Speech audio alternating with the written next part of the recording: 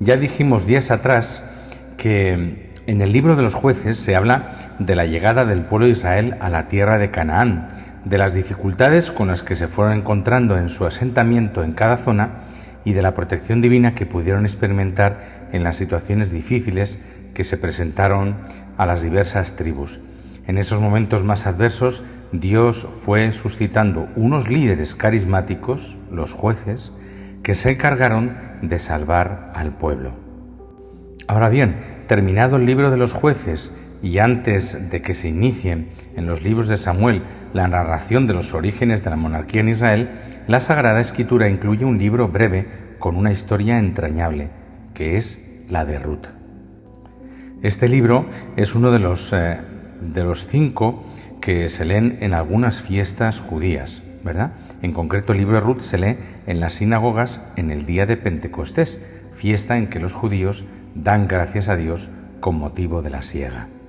Y en la primera lectura de hoy, pues aparece este libro, el libro de Ruth, que es como un suplemento del libro de los Jueces y una introducción al libro de los Reyes. Pongámonos en situación. En el tiempo en que Israel estuvo gobernando por jueces, hubo una época de hambre en toda la región. Entonces un hombre de Belén de Judá llamado Elimelec se fue a vivir al país de Moab. Con él fueron también su esposa Noemí y sus 2 hijos, Malón y Quilión. Todos ellos eran efrateos, es decir, de Belén. Llegaron pues a Moab y se quedaron a vivir allí. Pero sucedió que murió Elimelec, el marido de Noemí, y ella se quedó sola con sus 2 hijos. Más tarde, ellos se casaron con 2 mujeres moabitas. Una se llamaba Orfá y la otra Ruth. Pero al cabo de unos 10 años murieron también Malón y Quilión, los hijos de Noemí, y Noemí se encontró desamparada, sin hijos y sin marido. Entonces Noemí decidió volver a su tierra, y sus nueras la acompañaron porque querían estar con ella. Habían realizado ya una parte del camino cuando Noemí les pidió que regresaran a su tierra, ya que pensaban que estarían mejor entre los suyos. Orfá emprendió el viaje de regreso, pero Ruth no quiso volver. Ante la insistencia de Noemí para que regresara con los suyos, Ruth le dijo: «No trates de hacer que te deje, déjame ir contigo. Donde tú vayas yo iré, y donde vivas viviré. Tu pueblo será mi pueblo, y tu Dios será mi Dios. Donde tú mueras yo moriré, y allí me enterrarán». Al oír esto, Noemí aceptó que la acompañase a Israel. Las 2 mujeres completaron el viaje y se establecieron en Belé, patria del marido de Noemí. Allí vivieron juntas, pero Noemí deseaba que Ruth encontrara un marido que la hiciera feliz. Tenía Noemí un pariente de su marido llamado Booz, que podía ejercer su derecho de levirato, y que al hacerlo compró las propiedades de Noemí y de sus hijos y se casó con Ruth.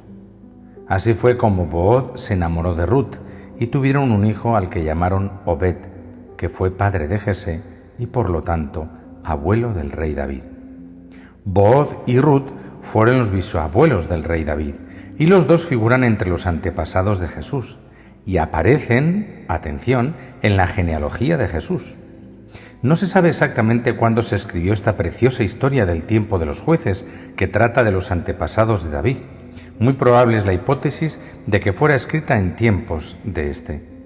Nos ofrece un hermoso ejemplo de la divina providencia que todo lo dispone y hace que concurran aun los menores sucesos al servicio del cumplimiento de sus mayores designios.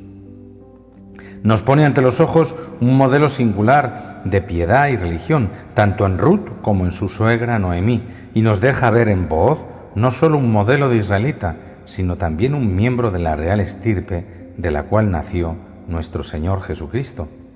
El pasaje que narra la primera lectura es sencillamente conmovedor. ¿Qué puede tener de especial el sencillo relato de aquellas 2 mujeres en la primera lectura de hoy? Pareció por un tiempo que Noemí y Ruth estaban emparentadas como suegra y nuera, pero ese vínculo se rompió porque el hijo de Noemí y esposo de Ruth murió. Ruth en ese momento es la imagen de la persona que se queda sin tierra, sin Dios, sin pueblo.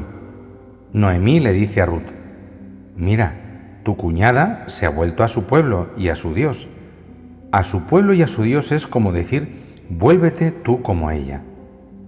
Ruth contesta, no insistas en que te deje y me vuelva, y prosigue en un acto profundo de fe. Donde tú vayas, iré yo. Donde tú vivas, viviré yo. Tu pueblo es el mío, tu Dios es mi Dios. Con estas palabras Ruth se pone en camino no solo geográficamente hablando, sino que se pone en camino porque su corazón está en camino. Quizá estas palabras son como el lema del peregrino, del discípulo. También nosotros, a la manera de Ruth, a la manera de Abraham antes que Ruth, estamos como en continua peregrinación. También nosotros estamos llamados a dejar continuamente cosas y continuamente supersticiones y continuamente lazos, incluso muy apreciables, de carne o de afecto. Estamos llamados a dejar todo eso para poder decirle a nuestro Dios, tú serás mi Dios. Pensemos esas frases para decírselas a Jesucristo. Jesucristo es el gran peregrino. Hacer Pascua y hacer peregrinación, ponerse en camino, es salir uno de su pueblo y de sus antiguos ídolos. Podemos decirle a Jesús hoy, donde tú vayas, iré yo. Donde tú vivas, viviré yo. Tu pueblo es el mío, tu Dios es mi Dios. Al participar de la Eucaristía, participamos de su Pascua. Pongámonos en camino con Cristo y a donde Él vaya, iremos nosotros. Donde Él viva, viviremos nosotros. Su pueblo será el nuestro y su Dios, nuestro Dios. ¿Qué hay de especial en esa decisión que Ruth toma y seguir a Noemí hasta el punto de exclamar, tu pueblo será mi pueblo y tu Dios será mi Dios? Para alcanzar respuestas necesitamos algo de contexto. Moab, el pueblo de Ruth en la Biblia, es la imagen de un pueblo hostil, un pueblo que sirvió solo de obstáculo en la llegada de los israelitas a la tierra prometida, según nos relata el capítulo 21 del libro de los Números. De ese pueblo viene Ruth. El amor de esposa la unión a un israelita, y ese es ya un mensaje. A veces los odios grandes sucumben al poder de los amores que juzgamos pequeños o incluso despreciables. Pero lo admirable es que Ruth descubre algo más que un hombre como esposo. Descubre un pueblo, descubre una fe, descubre un camino que le conduce hacia el Dios vivo. Fallecido el esposo, su decisión de estar con Noemí es la decisión de vencer las distancias y prejuicios en nombre de una fuerza que es capaz de unir por encima de barreras culturales o de religión. La tenacidad de su decisión es explicable desde aquello que Jesús predica en algún lugar del Evangelio.